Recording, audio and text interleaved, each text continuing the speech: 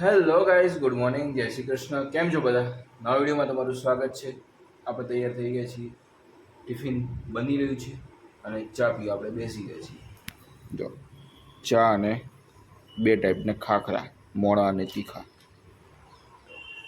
ખાખરા ખાઈએ મસ્ત એવા, અને ત્યાં સુધી મમ્મી આજે મસ્ત એવું જોરદાર ભૂંગળા બટાકા બનાવી રહી છે ટિફિનમાં. વાહ રે વાહ, મોજ. તો ભાઈ અહીંયા અમારા ફાફડા તળાઈ રહ્યા છે. ભૂંગળા, ફાફડા અને ભૂંગળા.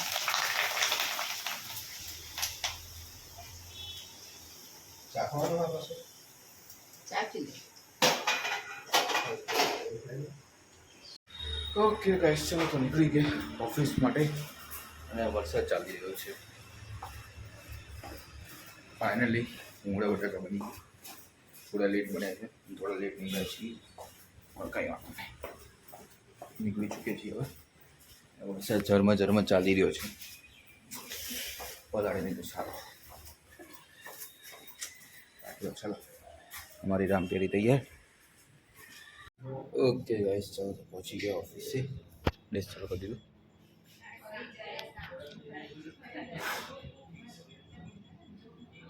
ઓકે ગાઈસ, ચાલો તો નીકળી પડે ઓફિસથી નીચે જવા માટે. બરાબર, ચાલો ફટાફટ જઈએ. યસ, વેટ કરતો હશે. Bye bye. યસ આવી ગયો.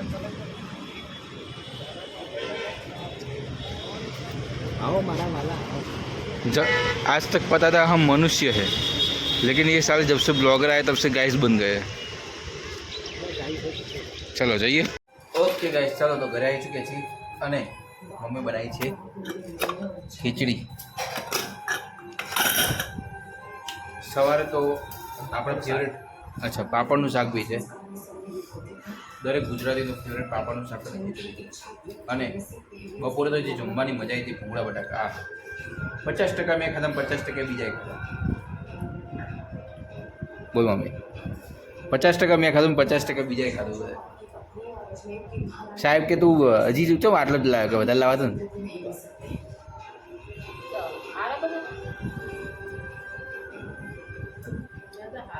શું નતા હારે બધું ચો ભાયા, બહુ ભાયા ગાય છે. ચલો કંઈ નહીં, અત્યારે ખીચડી આપણે ખાઈ લઈએ. એ क्या है? वो इसका मालिक है और कुछ बस यही कहता हूं मैं आपसे ऐसे बड़े घर वाली 20 फीट की बच्ची नहीं. चलो गाइस, तो ઘરે આવી ચૂક્યા છીએ અને ફ્રેશ અપ થઈ ચૂક્યા છીએ, કપડાં બપડા બદલીને. બસ હવે આજનો પ્રોગ્રામ શું કરવો એનું વિચારવાનું છે. બરાબર છે. થાકી છું આજ તો. કામ ઓફિસમાં બહુ હતું, કાલે બી બહુ લેવાનું. કંઈ નહીં, ચલો કામ કરીશું.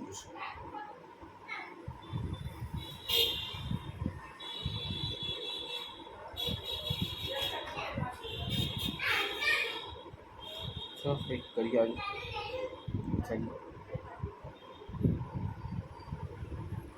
સો હે ગાઈસ, ચલો આજે આપણે કરીશું થોડી ઘણી વાતો ફરીથી એક નવા એપિસોડ.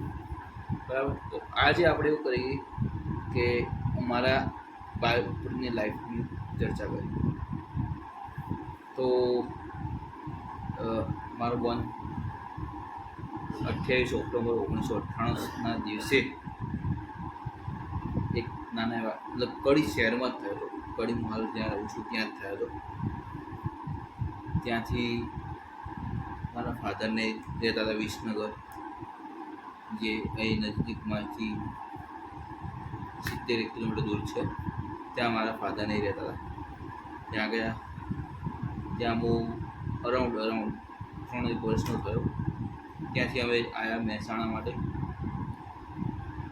મહેસાણા જઈને મારું સ્કૂલિંગ ચાલુ કર્યું, જ્યાં મેં સ્ટડી કરી અરાઉન્ડ ફર્સ્ટ અને સેકન્ડ સ્ટાન્ડર્ડ.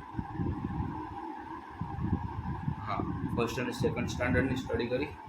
અને ત્યાર પછી અમે આવ્યા છીએ કડી, થર્ડ સ્ટાન્ડર્ડ. થર્ડ સ્ટાન્ડર્ડથી હું આજ અહીંયા જ છું, કડીમાં છે. ત્યારે અમે નાના એવા રૂમમાં રહેતા હતા. એક રૂમમાં રસોડું હતું. ત્યાર પછીથી ધીમે પ્રોગ્રેસ કરી અને અત્યારે હાલ સરસ મજાનો ફ્લેટ છે અમારો. બસ તો આ રીતે અમારે જીવન પ્રોગ્રેસ કર્યું છે. અમે સ્ટડી કરતા હતા. સ્ટડી કરીને અરાઉન્ડ 15 વર્ષ સુધી અમે ભણ્યા. હું ભણ્યો. યશજીને એનું પેઇન્ટિંગનું કામ કર્યું. પેઇન્ટિંગનું ફાઇન આર્ટ્સનું કામ કર્યું. એનું સ્ટડી કરી. મેં મારી MBAની સ્ટડી કરી. પછી અમે બે જોબ લાગે. જોબમાં અત્યારે સરસ પોઝિશન ઉપર છીએ. તો બસ આ રીતે જીવન ચાલ્યું છે. અને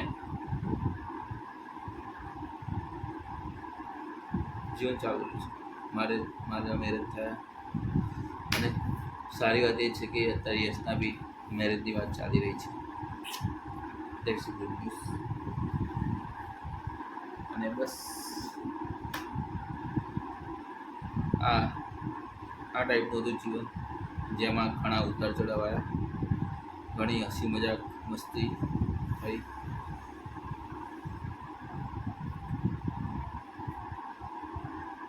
બ્લોગિંગ તો તમને કીધું જેમ રસ્તામાં ઉભા બ્લોગિંગ મેં ચાલુ કરેલું. કોઈ વિચાર્યું નહોતું કે બ્લોગિંગ ચાલુ કરીશ, પણ રસ્તામાં ઊભો બ્લોગિંગ ચાલુ કરી દીધું. ત્યારથી લઈને અત્યાર સુધી બ્લોગિંગ કરી રહ્યો છું. અરાઉન્ડ સવા વર્ષ તો ના કહેવાય, 1 વર્ષનું 1 મહિનો થયો. સારું એવું કરી લીધું છે. આગળ બી કરવાનું છે. બસ તમારા બધાને પ્રોત્સાહન મળતા રહે, આપણે બધા કામ કરતા રહીએ.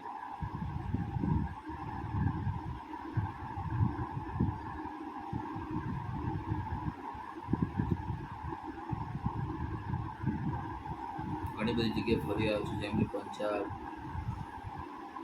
એક વસ્તુ ખરી કે જે ટાઈમ હતો ને એ સમયે જો મેં બ્લોગિંગ ચાલુ કર્યું હોત તો બહુ સારું. એનું કારણ કે મારું ટ્રાવેલિંગ થઈ ગયું. અરાઉન્ડ પંજાબમાં મેં ફરી આવ્યો છું, ઉત્તરાખંડ આખું ફરી આવ્યો છું, રાજસ્થાન, દિલ્હી, આ બધું ઘણું બધું ફર્યો છું. જો એ સમયે મેં ચાલુ કરી દીધું બ્લોગિંગ તો બહુ મજા આવે. જો કે પંજાબ તો બહુ પહેલાં કહેતો 2017માં 17 યા 18માં, પણ ઉત્તરાખંડને અમે તો હમણાં જ હું જઈ આવ્યો છું, અરાઉન્ડ 1.5 વર્ષ પહેલાં છે. તો એ સમયે જો મેં બ્લોગિંગ ચાલુ કર્યું હોત તો અત્યારે બહુ સારા એક જગ્યાએ હોત. મારો ફઈનો છોકરો છે યશ, એનું બી યશ જ છે. એ 1.5 વર્ષથી બ્લોગિંગ કરી રહ્યો હતો. જો કે એણે હાલ અત્યારે હોલ્ડ ઉપર મૂક્યો છે, પણ કરશે એ બી આગળ વધશે. બસ તો આ તો અમારું લાઈફસ્ટાઈલ, દિનચર્યા, જીવનચર્યા. દિનચર્યા તો તમને બધાને ખબર છે. ઓફિસ જો આવો ને ખાઓ પીને સુઈ જાઓ. આ તો દિનચર્યા.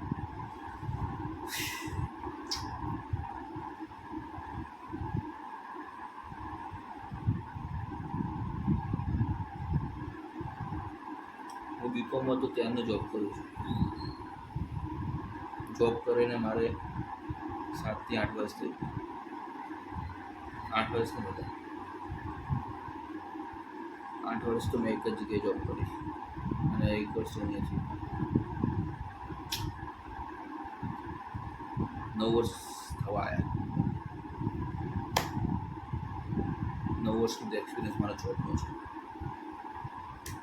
ખાલી એટલું કહી શકું કે જો બ્લોગિંગમાં સમયસર ચાલુ કર્યું હોય તો અત્યારે સારા પોઝિશન ઉપર હોય. જેમ કે આપણે સૌરભભાઈ છે, બીજા દીપભાઈ છે, ઘણા બધા છે. કંઈ નહીં, આપણે બી આવશું. કોઈ ટેન્શન નહીં, બસ હસી ખુશીથી જીવીશું. ચલો તો ઓકે, આજના બ્લોગને અહીંયા વિરામ આપીએ. મળી આવતીકાલે નવા બ્લોગ સાથે, નવી વાત સાથે, નવા કિસ્સા સાથે. ત્યાં સુધી ગુડ નાઇટ. જય શ્રી કૃષ્ણ, જય માતાજી. લેટ્સ રોક. ટાટા.